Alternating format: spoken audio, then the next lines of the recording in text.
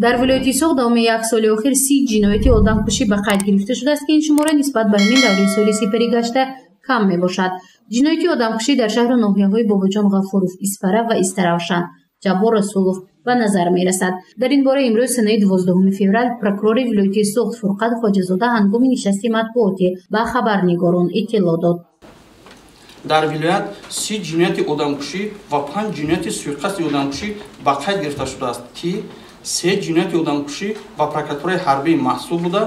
باقی به شهر و ناحیه‌های باباجان، غفورов، ایسفره، ایستراوشن، جبار رسولov، پنجکین، مسچو، دیواشتیچ، айни، استقلال، ظفرآباد، بوستون و خوجند راست می‌آید. همه این جنایت‌ها با استثنای کشتار وهابов در حدود شهر ایسفره کشوده شده. تا امروز 22 پرونده جنایتی نسبت 22 نفر برای بررسی به سود فرستاده شده‌اند.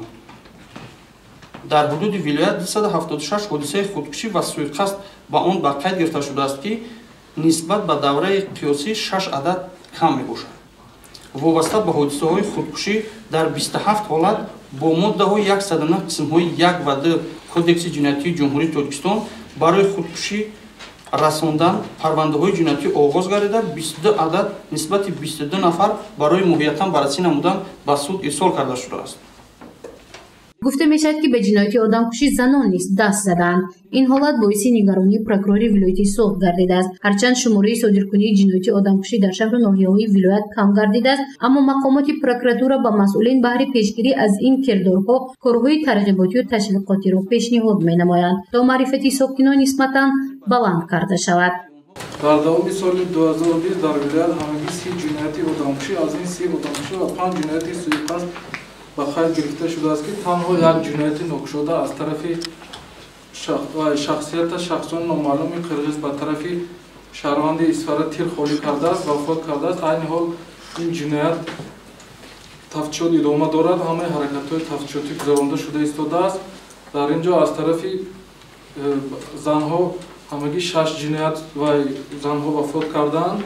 دیگر جنایت‌هایی که از طرف کارمندان کمیته سرحدی حفظ شده است، پروکراتوری و اینی تفتیش برده ایستاده است. پروکراتوری حربی کارمندان مقامات پروکراتور هنگام بررسی 2496 پرونده‌های جنایتی که 42 عددی آن جنایت‌های مخصوصاً وزنین و 498 عددی دیگرش به جنایت‌های وزنین داخل می‌شود، در سودهای مرحله اول به صفت ایبدار کننده دولتی اشتراک نموده برای قبول حکم‌های اساسی سودی همه‌جانبه مساعدت نمودند. دوام سال گذشته همگی 1619 عدد پرونده‌های جنایتی به پیشبرد مفتشان مقامات پروکراتور قبول گردیده. تفتیش 1016 عددی آنها و اتمام رسیده. از آن 959 عدد برای موقعیتاً بررسی نمودن و سودها ارسال گردیده است.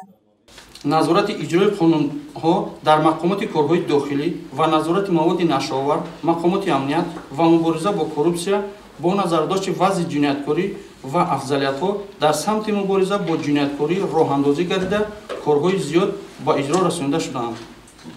تحلیل وضع جنایتکاری نشان داد که در سال 2020 6291 جنایت به قید گرفته شده است که نسبت به سال 2019 87 عدد یا 136% کم بوده. کشوده‌شوی 91% را تشکیل می‌دهد. از جمله 988 جنایت‌های وزنین به قید گرفته شده است که نسبت به سال 2019 106 عدد یا 969% کم بوده. کشوده‌شوی آن 85% را تشکیل می‌دهد. حالا 23 نفر ساکنان ولایت سوق در دولت‌های عرب قرار دارند که مقامات پروکراتوری ولایت برای برگرداندن آنها به وطن چاره‌جویی می‌نمایند. عموماً دوام سال گذشته 279 جنایت اکستریمیستی و تروریستی آشکار شده است که این حالت نسبت به همین دوره سال سپری گشته کم می‌باشد. بهر تامین تفتیش پررای و همطرفه پرونده‌های جنایتی و موادهای در پیشبرد تحقیق برندگان و مفتشان مقامات کارهای داخلی قرار داشته آموخته 123 عدد قرارها درباره رد نمودن آغاز پرونده جنایتی بیکار و با 98 مواد پرونده‌های جنایتی آغاز کرده شده است. در سمت مقاومت با اکستریمیسم تروریسم در همکاری با دیگر مقامات حفظ حقوق کارهای معینی را انجام داده 279 ҷиноятҳои экстремистию террористӣ ошкор карда шудааст, ки нисбат ба соли 2019 107 адад ё 38.4% кам мебошад. кормандони мақомоти прокуратураи вилояти Суғд ҳамчунин ҳангоми баррасии 360 адад парвандаи гражданӣ, аз он ҷумла 24 адад оиди барқарор намудан бо ҷойи кор, 82 адад вобаста ба кӯчонидан аз манзили истиқоматӣ ва 3 адад ба ҷуброни зарар ба ҳаёту саломатӣ расонида шуда, дар судҳои шаҳру ноҳияҳо ширкат варзида, баҳри ба тавсиб расидани санадҳои қонунӣ хулосаи асоснок доданд.